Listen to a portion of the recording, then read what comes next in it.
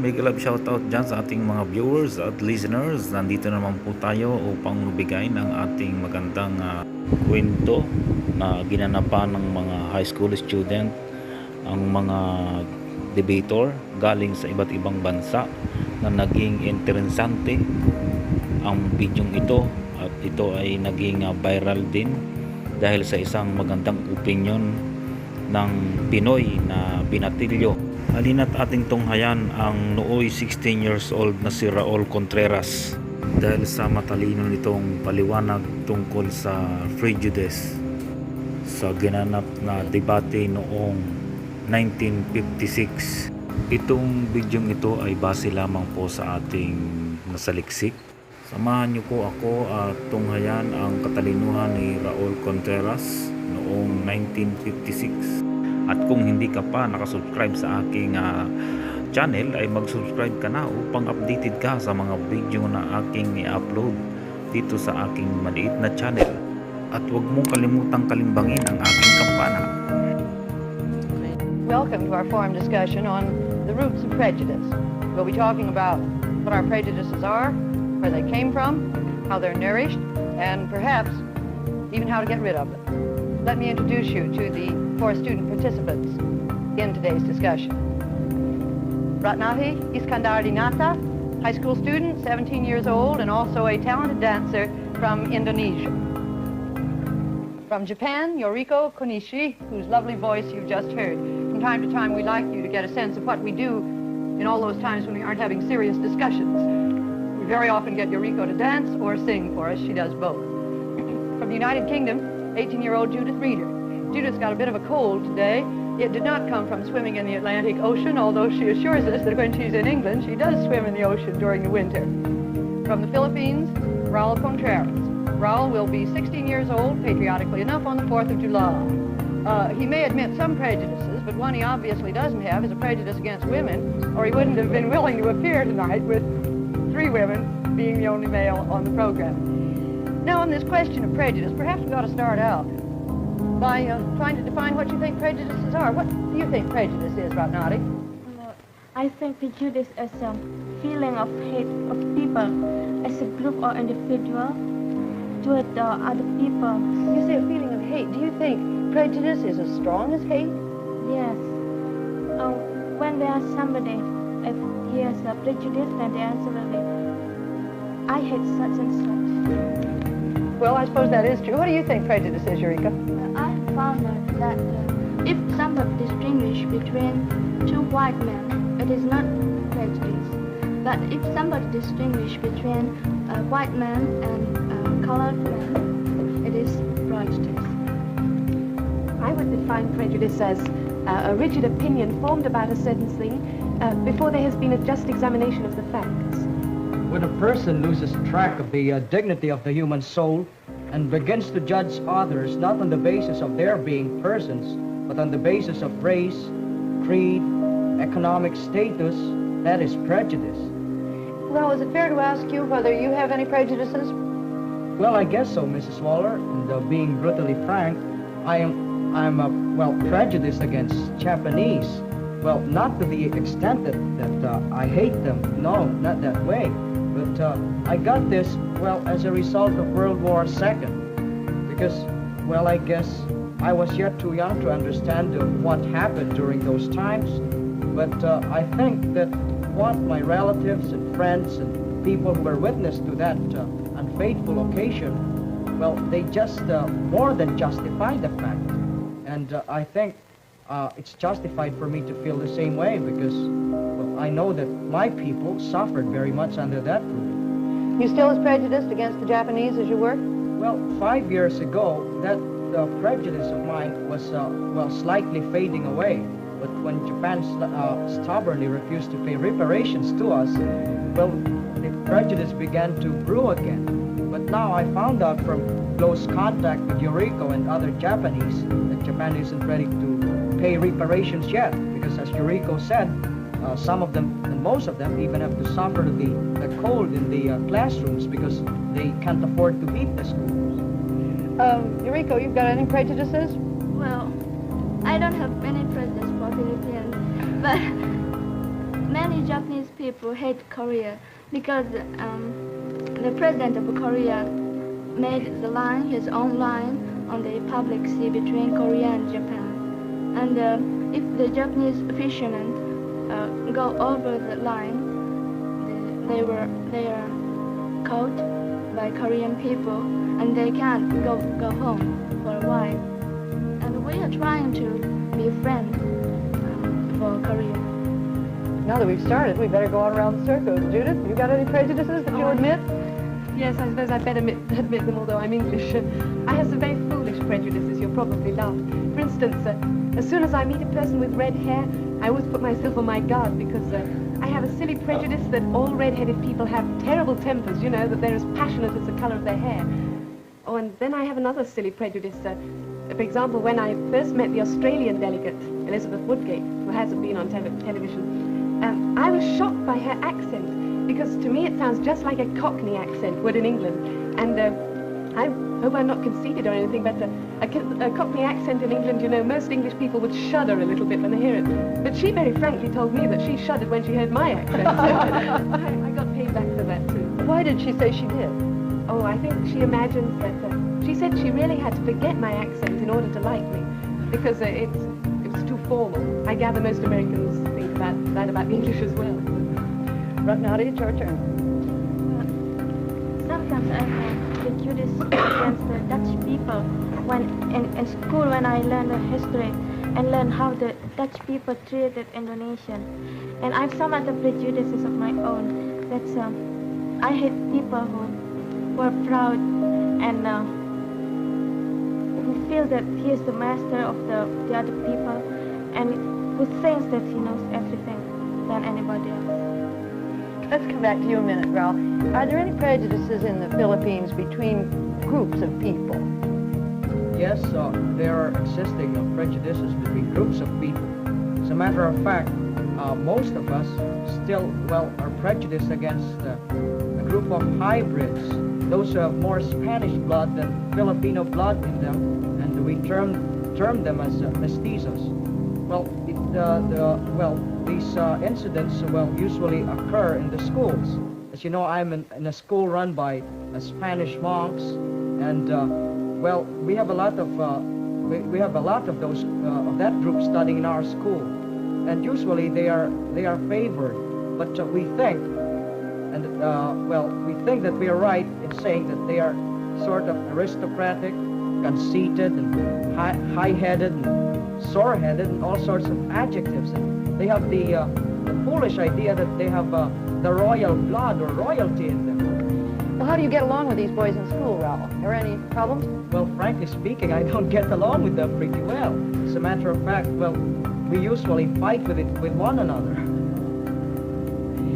Is there any problem? Yes, Eureka. Yes, Japan have had many American or European soldiers after the war, and most of them married with Japanese girls, not only formal wedding, and they made children who called hybrids. And I think the hybrids have nothing to be punished, but some grown-ups didn't used to treat as the Japanese children, and grown-ups also used to treat the mothers of children. Japanese people thought that the mothers of hybrids are not good; they are horrible because they married with foreign people, foreign boys. Many Japanese people don't like to marry with foreign people because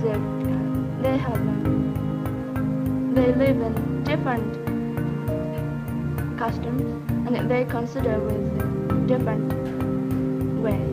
You still have a strong, may I say, prejudice in Japan against marrying people from other countries, don't you? Well, yes. Eureka, could you tell us something about the status of women in Japan? We hear the strangest things, and you've been telling me the strangest things. Could you tell us more about it? Before the war? Yes and no. Well, up to about 60 years ago, Japanese people thought that the white people are horrible because they are almost red hairs and everything is so big about the bodies. And quite a few people still think so. And in Japan, we think that something to be beautiful must be small and delicate. You could hardly apply the word delicate to some of the big soldiers we sent to Japan, could you? But I never knew that you looked down on us because we were big. That's very interesting. We're always proud of that. If we Western men are tall and handsome, we consider that yes. We are proud to be small and delicate.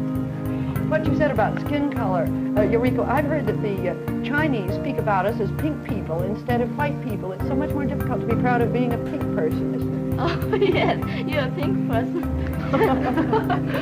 Might as well face it, Judith. Here we are. I feel scarlet. Ratnati, let's get... Yes? Judith, since Prejudice has so many colonies and, well, let's say, nearly all over the world, how do you feel towards the people in the colony?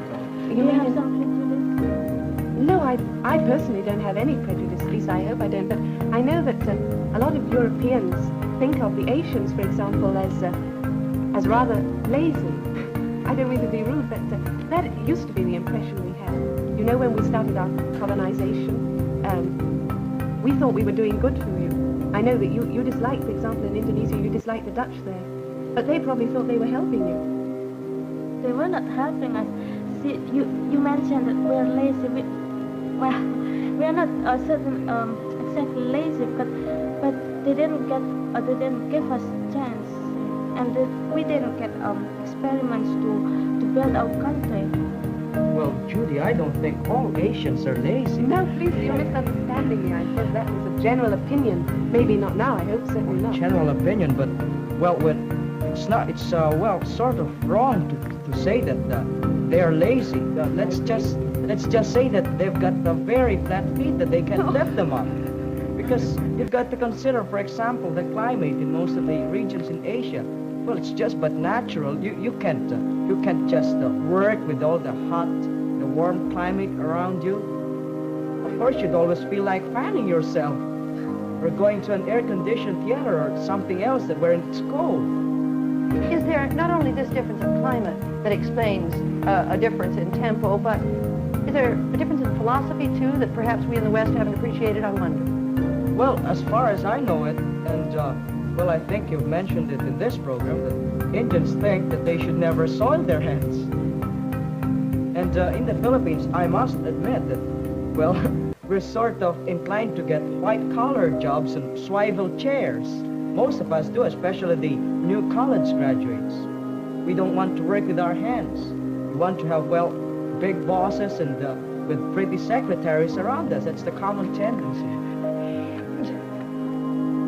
Could you give us proof that we are lazy? Oh, gosh, now you put me in a corner. I was trying to give you an example. You criticize the countries which you criticize the Dutch, for example.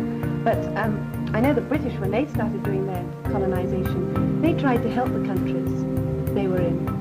But you think that we were butting in and taking away your opportunities? Well, yes, I think so. I'll give an example about the Dutch that we didn't get a chance to be educated, for example. That was when the Dutch were there. Yeah.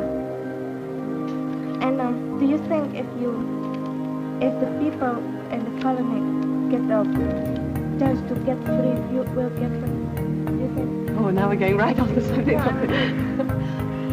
See, my friend from Malaya is very glad that Malaya will get the independence next year. She's very proud, and she tells everybody that Malaya is going to be independent next year. Do you think that if you do that to the other places, then you Yes, will make them satisfied? Well, we hope it will make them satisfied. Every country wants to be independent. That's only natural. But there comes a point somebody to decide whether they're ready to receive their independence. But I know we could go off on another long argument about that. Maybe we can have what? I'm sorry, Ralph. I was about to ask them, what do they think are the most common or basic causes of our prejudices? Is it mainly skin color? Maybe. Do you mean for example, taking the American people in the South? I guess taking the American side of it, it's just that the white people don't want to mix themselves up with the colored ones. So what about the colored people? Perhaps they don't want to mix with the white people either. Well, what about, since you brought up the American race problem, I'd like to ask you, is it as bad as you thought it was going to be before you came, or is it better or worse? Well, I think it's what I've seen here and what I've heard while I am here, and what I have read in the newspapers is just worse than I expected. Don't you agree, Judith? No, I don't agree. In England, we don't hear too much about the American problem, except, of course, when a certain case came up, and the Supreme Court decision, we heard a lot about it then, but not too much. And when I came here, I had imagined from that Tiller case that things would be really terrible in the South. And I found that there's a real feeling of optimism here. I stayed in a Negro family, and I was able to see the position, really a bird's eye view of it, you might say. And the first thing that impressed me was that the Negroes themselves were not happy about the situation, but were pleased. They were grateful for what progress had been made, and they were sure that the situation would continue to improve. They said the 2 weeks you were in New Jersey that yes, you stayed in a right. Negro When I family? was in the Negro family. I know that was in the northern part, and conditions are better there. And I was very impressed with that. They said it would be a slow process, but things were gradually improving. It was a matter of breaking down tradition, and I was very happy to find that. I'd like to know some of your other experiences with, yes, Eureka. I've never seen any evidences of racial prejudice in the United States, but I found out that most Negroes are laborers and they don't have a high position in business. But I was very glad when I saw the Negro girl in South Orange, Columbia High School, who was the vice president of the student council. I'm glad you've been too. Yes, right now. Here in New York and New Jersey, I don't see any racial segregation or something like that. But when we stop in Williamsburg and we stop in Negro school, I saw it's very strictly. I mean, the Negro school go to the special Negro, and I was talking to some of the girls in the school, and I asked them how they feel about being segregated. But they said that they don't mind about that, and what is equal rights. And there are some places that they can go, such as restaurant or some clubs. And I think that since all Americans claim and emphasize that America is the most democratic country in the world, and as long as segregation exists, I don't think it's a democratic. It's pure democratic. Well, adding something to that, isn't it that, in the Pledge of Allegiance to the American flag, you mentioned something about I pledge allegiance to the flag of the United States of America and to the republic for which it stands, one nation indivisible under God, with liberty and justice for all. Well, the last phrase just doesn't suit everything. I mean, with this segregation problem here and the discrimination against colored people, how in the world could you have liberty and justice for all? And in one of my hospitality periods, I didn't expect that even the kids could carry it that far. I had the, privilege, I should say, of attending one of the dances sponsored by one of the civic groups. And I just noticed that, it was a big dance floor, and all the white kids were assembled on the left side, and the most, shall we say, not strategic part of the ballroom, all the colored boys and girls were in there.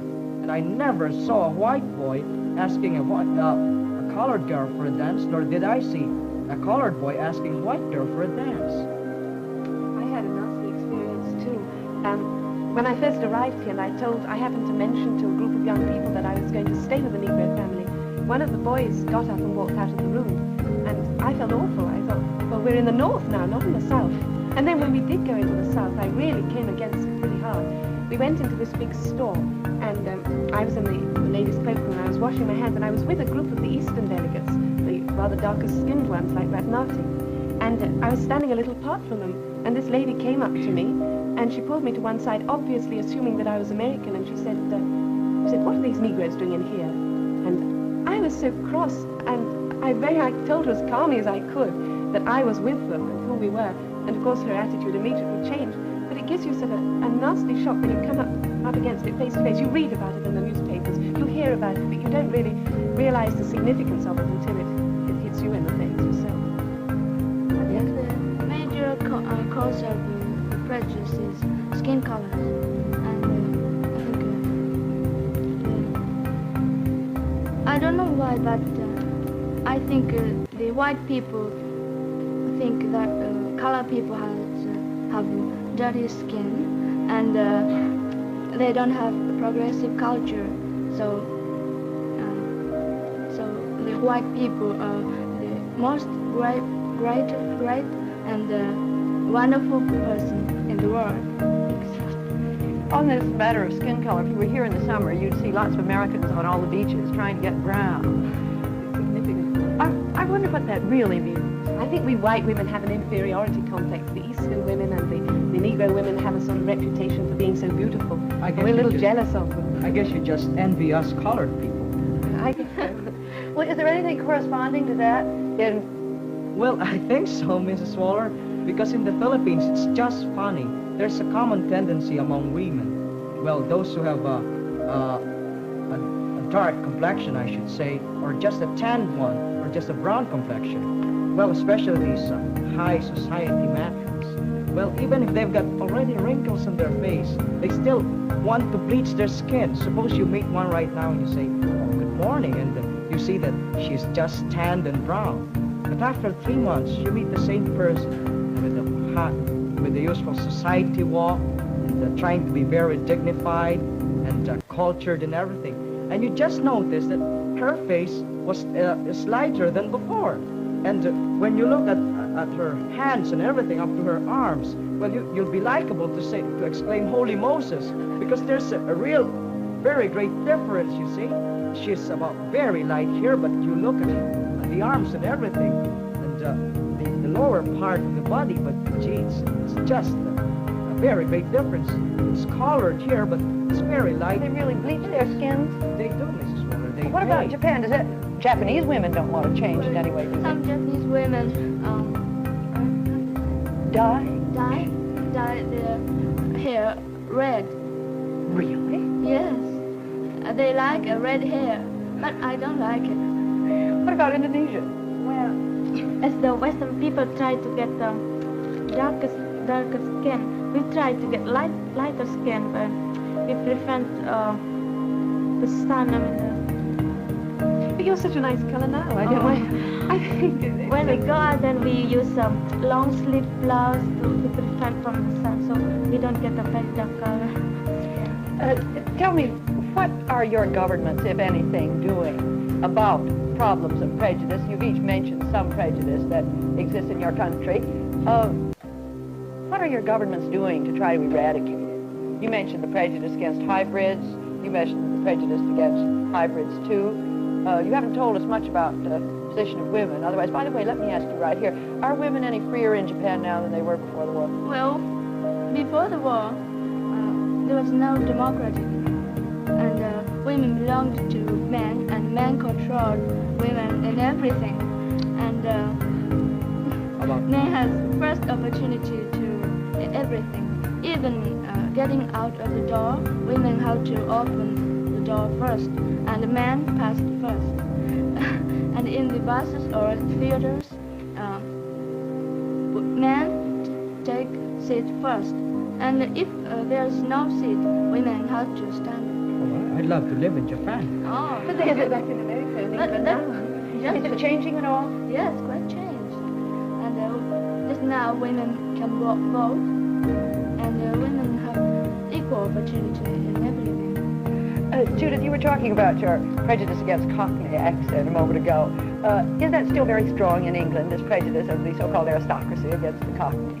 No, I don't think it's a very serious problem now, especially since the war. You know, this idea that the English speak either with a Cockney accent or else with a very aristocratic accent, that isn't true anymore. And we certainly don't despise people anymore if they speak with that.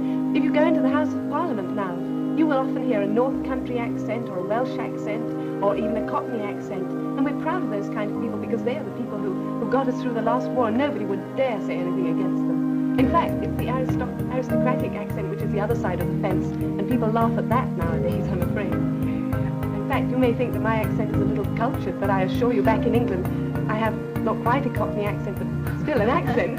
At least you mean to say your schoolmistress would not totally approve of you? Oh no, I should be corrected. Judith, I hate to think what's going to happen when you go back after 3 months here. So do I. You'll write me about that, won't you? Yes. I wanted to have time to ask you what you thought individuals could do in terms of eradicating prejudice. But our time's almost up. Anybody got a quick answer? Well, I guess we should carefully examine the individual first before passing any judgment on him. And if we ever pass a judgment, we should be just with it. That's a good note to end on. Thank you, Patati, Eureka, Judith, and Raul.